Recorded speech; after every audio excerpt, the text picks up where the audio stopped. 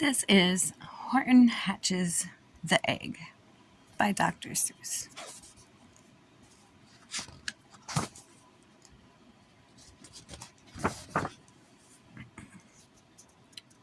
Sighed Maisie, a lazy bird hatching an egg. I'm tired, and I'm bored, and I've kinks in my leg from just sitting here, day after day. It's work. How I hate it. I'd much rather play. I'd take a vacation, fly off for a rest, if I could find someone to stay on my nest.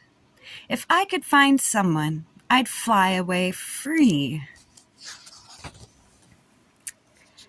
Then Horton the elephant passed by her tree. "Hello," called the lazy bird, smiling her best. "You've nothing to do, and I do. I need a rest. Would you like to sit on the egg in my nest?" The elephant laughed. "Why, of all silly things, I haven't feathers and I haven't wings." "Me on your egg? Why, that doesn't make sense. Your egg is so small, ma'am, and I'm so immense." "Tut, tut," answered Maisie. "I know you're not small, but I'm sure you can do it. No trouble at all.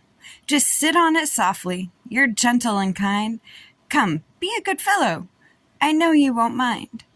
"I can't," said the elephant. "Please," begged the bird. "I won't be long gone, sir. I give you my word. I'll hurry right back. Why, I'll never be missed."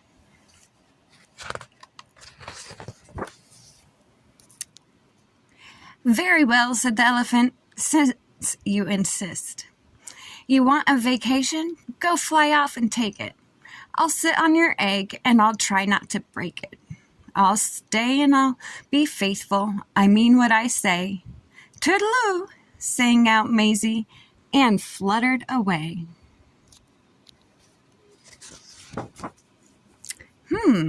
The first thing to do," murmured Horton.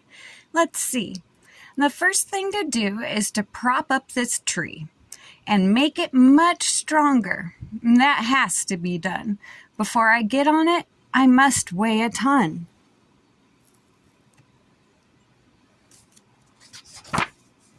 Then carefully, tenderly, gently he crept up the trunk to the nest where the little egg slept.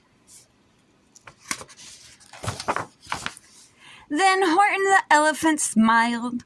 "Now that's that." And he sat, and he sat, and he sat, and he sat.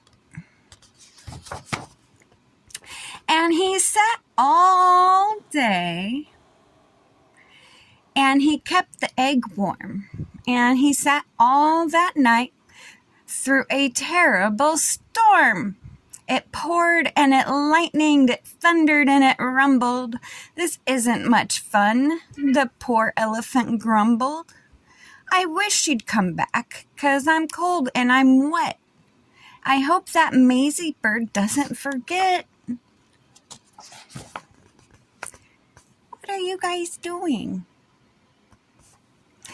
But Maisie by this time was far beyond reach, enjoying the sunshine way off in Palm Beach, and having such fun, such a wonderful rest. Decided she'd never go back to her nest. You see her there?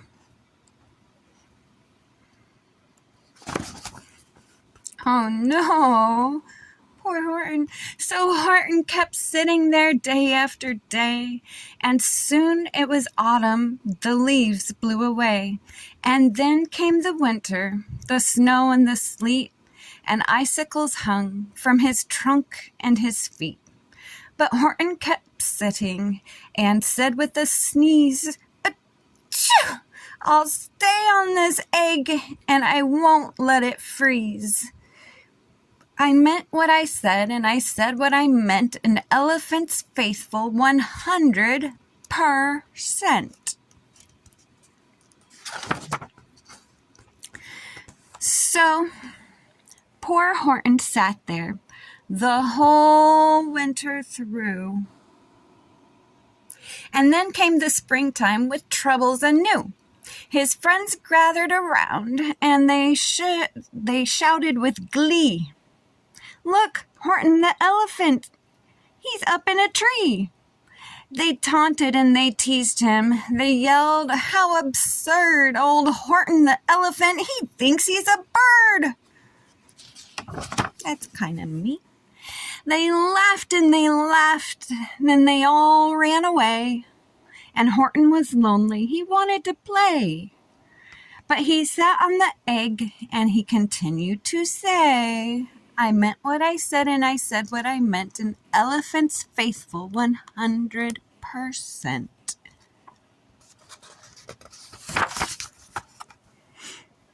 No matter what happens, this egg must be tended. But poor Horton's troubles were far, far from ended. For while Horton just sat there so faithful and so kind, 3 hunters came sneaking up softly behind. Oh no. He heard the men's footsteps. He turned with a start. 3 rifles were aiming right straight to his heart. Ah! Did he run? He did not. Horton stayed on that nest and he held his head high and he threw out his chest and he looked at the hunters as much as to say, "Shoot if you must, but I won't run away. I meant what I said and I said what I meant. An elephant's faithful 100%.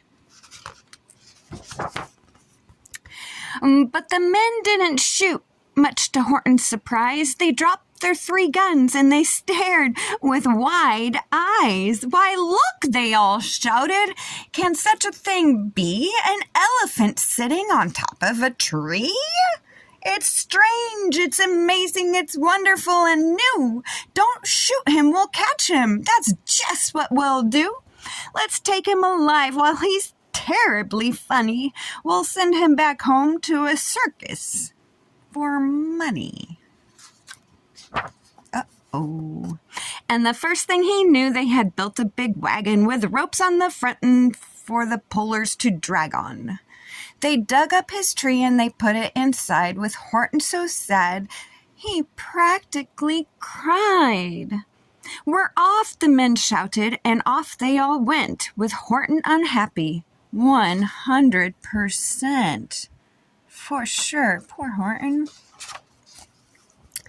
Up out of the jungle, up into the sky, up over the mountains 10,000 feet high. Then down, down the mountains and down to the sea went the cart with the elephant, the egg nest and tree.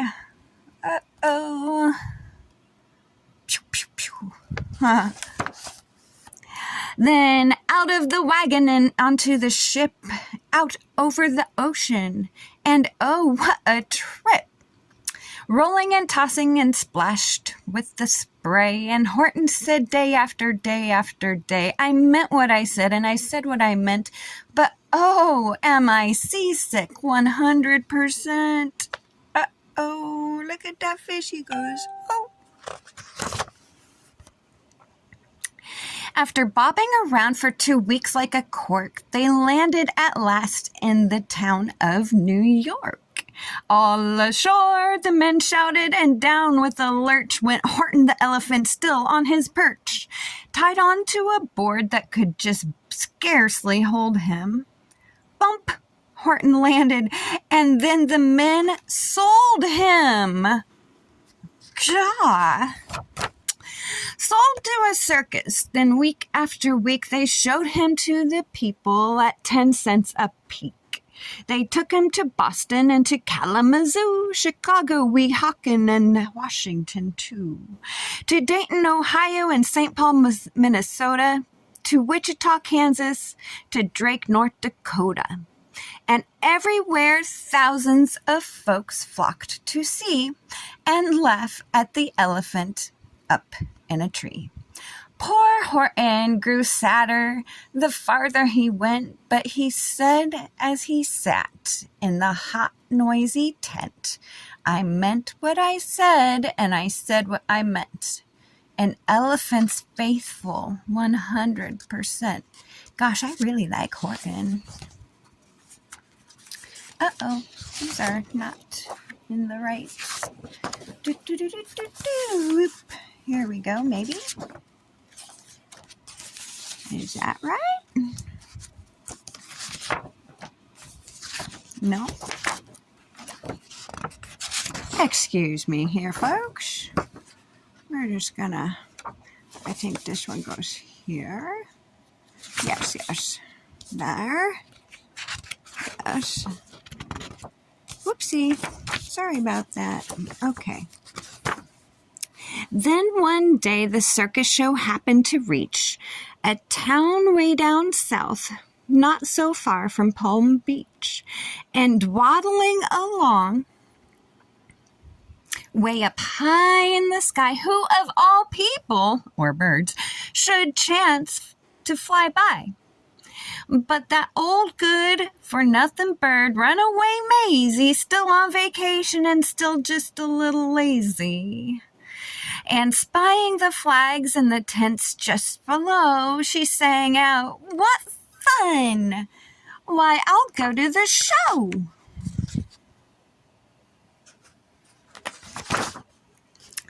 And she swooped from the clouds through an open tent door. "Good gracious," gasped Maisie, "I've seen you before." Poor Horton looked up with his face white as chalk. He started to speak, but before he could talk,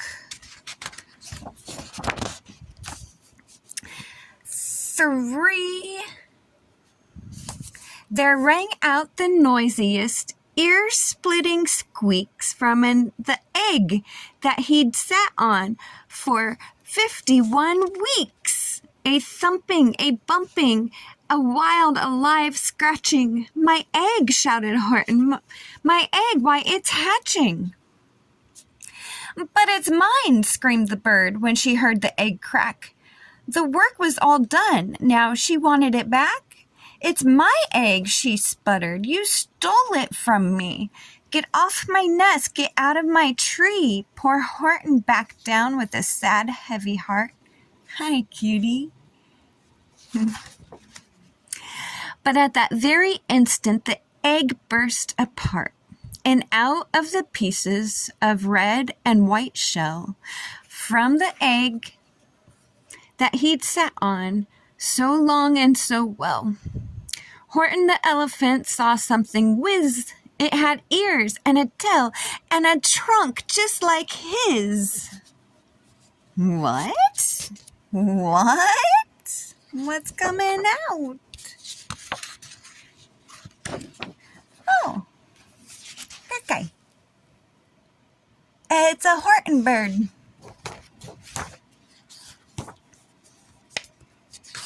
"Whoa," says Horton. It's what?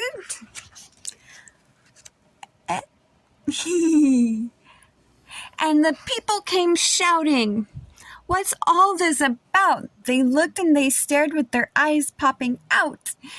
Then they cheered and they cheered and they cheered more and more. They'd never seen anything like it before. "My goodness, my gracious," they shouted, "my word." Hey, I'm reading here. It's an elephant bird. Hey, mister.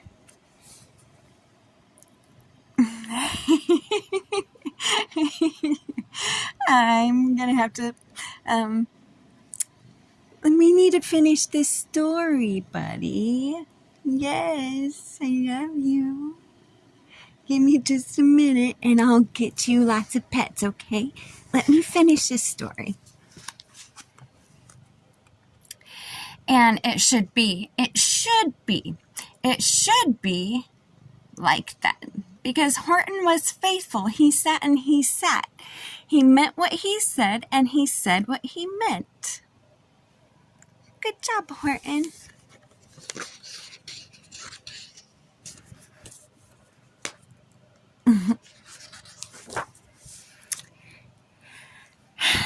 And they sent him home, happy, 100%. From us here, we say good night.